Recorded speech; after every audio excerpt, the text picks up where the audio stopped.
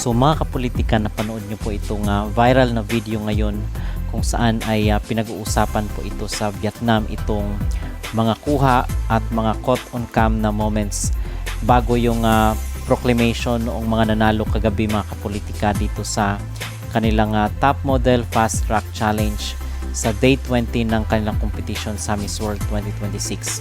So nakunan po kasi ng video itong CEO at may-ari ng Miss World na si Julia Morley. Ito daw yung video kung saan is kuha doon bago yung announcement ng mga winner, kasi napag-usapan natin ilang beses doon sa ating mga naunang vlog yung reason kung bakit hindi napasama itong si Asia Rose Simpson sa top 5 ng best in top model sa Asia at Oceania, kasi patuloy po nating sinusubaybayan ang mga latest, mga updated na mga kaganapan ni Asia Rose Simpson sa Vietnam. At ang latest ngayon na pinag-uusapan ng mga netizen dito sa social media, nakita ko itong videong ito doon sa TikTok, itong moment ni Julia Morley kung saan is kinakausap niya yung host at isa sa mga organizer dito ng Miss World na nagaganap sa bansang Vietnam. So makikita mga kapolitika, ang context daw nito is ipinapakita noong host ang resulta nitong kanilang top model. So ayon po doon sa ating mga napag-alaman at sa mga nabasa natin is supposed to be kasama daw dapat itong si Asia Rose sa top 5, at marami nga po ang nagulat bakit wala siya doon despite sa kanyang stunning na performance dito sa top model challenge. So hindi natin alam kung ano yung totoong version ng kanilang resulta dito ng Miss World 2026, pero ang sigurado tayo mga kapolitika ay yung resulta dito sa kanilang naganap na competition kagabi ay may consultation dito sa CEO ng Miss World na si Julia Morley. So in other words is talagang totoo yung sinasabi nila ng pinakamahirap daw na fast track dito sa kailang competition ay itong CEO mismo na si Julia Morley. So pinabago niya, may mga nagsabi na pina-update niya daw yung resulta nitong competition kasi siguro merong mga nakasama doon sa top 5 na ayaw niya or baka may mga gusto siyang idagdag doon. So pinatranslate po natin yung caption ng Vietnamese dito kasi usap-usapan ito doon ngayon sa Vietnam, itong caught on cam na video ni Julia Morley bago yung announcement ng top model. So sabi dito sa sa context ng kanilang caption, the nerve-wracking moment waiting for results. World designer staff hurriedly update the results from Miss Julia Morley and her close team, directly reporting to the host to read the results. So nagre-report itong staff or yung yung staff mga kapolitika ng Miss World para i-report kay Julia na yun ang resulta nitong kanilang competition kagabi. So baka may mga nabago doon, may mga nadagdag or merong mga inalis doon kasi imposible naman na sa top 5 is wala itong si Asia Rose Simpson.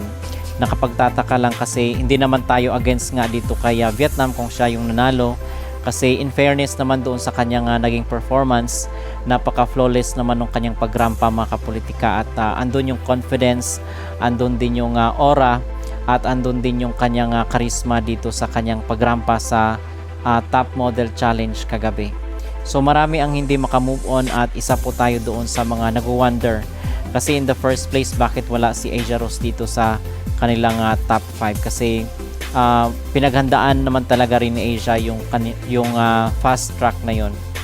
But moving forward mga kapolitika, yun nga po yung viral na video ni Julia Morley. So hindi natin talaga alam kung ano yung yung pinag-usapan nila, kung merong nabago, merong nabawas o merong nadagdag, pero ang malinaw sa ngayon is talagang yung resulta mga kapolitika ay may permission, merong consultation dito sa CEO ng Miss World na si Julia Morley. Ang mga resulta ng paligsahan ay na-update mula kay Tita Julia Morley at Miss World Committee for Staff at pagkatapos ay inihayag ng host. Kung hindi pa siya nakapagpasya, ang buong yugto ay sabik na naghihintay kay Tita Julia. So ito yung translation mga kapolitika ng caption doon mismo sa TikTok. So ina-update daw ni Julia Morley yung resulta nitong kailang top model na naganap kagabi. So nag-ano naman po, nag-react naman po yung ating mga netizen dito sa social media. Sabi nila, ha ha ha ha, ang aga ng lutuan. Pero yung iba naman ang nagsasabi na tinitingnan lang daw siguro ni Julia Morley yung resulta mga kapolitika kung ito ay pasok sa kanyang panlasa. At samantala inilabas na rin po nung designer itong si Benj Ligyab kung paano niya ginawa itong kasuotan na sinuot ni Asia Rose Simpson dito kagabi sa kailang Top Model Fast Track Challenge.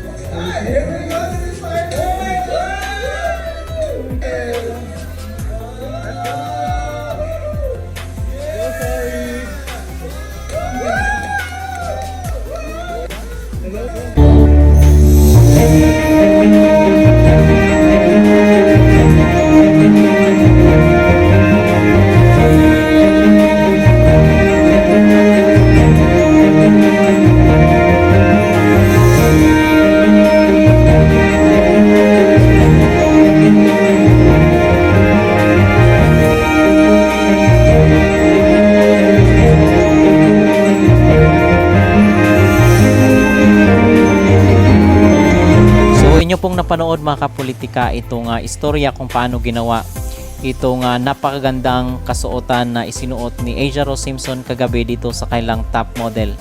At pinost po ito dito ng designer, Filipino designer na si Benj Ligyab sa kanyang social media. So napakaganda at napakadetalyado nitong gown na isinuot ni Asia Rose Simpson kagabi sa top model. At masasabi natin na talagang pinaghirapan yung bawat part ng kanyang isinuot dito sa kanyang pagrampa. So yung kanyang final gown naman po is hindi po natin alam kung sino yung fashion designer na may obra ng kanyang isusuot doon sa final sa September 5. So abangan po natin dahil kung makasaga po tayo ng impormasyon kung sino yung Filipino designer mga kapolitika na nagdisenyo ng kanyang gown na susuotin doon sa final sa susunod na linggo, at kung meron po tayong masagap na mga balita or impormasyon ay ihatid po natin dito sa ating YouTube channel. At dahil nga po dito sa very impressive na mga performances ni Asia Rose Simpson sa mga recent na mga activities sa Miss World 2026 ay naglabas na po ng kanilang hot pick, latest na hot pick itong kilalang beauty pageant page na Missosology. So ayon dito mga kapolitika sa kanilang early prediction, at ayon po dito sa analysis ng kilalang page na Missosology, ay possible winner daw mga kapolitika ang pambato ng Brazil. So number 2 si Asia Rose Simpson, Philippines. Number 3 si Chile. Number 4 si Nigeria. At number 5 ang pambato ng Vietnam. Number 6 itong si France, number 7 si Czech Republic, India, Belgium at USA. So for me, in my own opinion is wala namang weight mga kapolitika at wala namang impact itong early prediction or hot pick ng Mixology kasi in the first place, mali-mali din naman yung kailang mga forecast. Halimbawa na lang yung nangyari sa Miss Supranational na hindi nga nila sinali itong si Katrina Ligado, where in fact siya pa yung winner doon sa competition ng Miss Supranational 2026. So we can only say na ito yung kailang personal choice, pero hindi rin naman natin masabi na ito na talaga yung maging resulta ng competition. Okay, so yun mga kapolitika ang ating mga pinaka-latest na update ngayon dito sa mundo ng beauty pageant. In particular, itong mga nagaganap ngayon dito sa Miss World 2026 at patuloy lang po kayong nakasubaybay dito sa ating YouTube channel kasi inihatid po natin sa inyo ang mga latest at sariwang kaganapan, mga latest na mga issue dito pa rin sa nagpapatuloy na competition sa bansang Vietnam. So, kung kayo po ang tatanungin mga kapolitika, ano po ang inyong maging opinion, ano po ang inyong masasabi dito sa viral video ni Julia Morley na kung saan ang sinasabi nila is binabago daw niya ang resulta ng competition. May epekto kaya ito sa laban ni Asia Rose Simpson? Mag-comment down below at huwag kalimutang mag-like at mag-subscribe na rin kayo para updated kayo sa ating mga latest issue.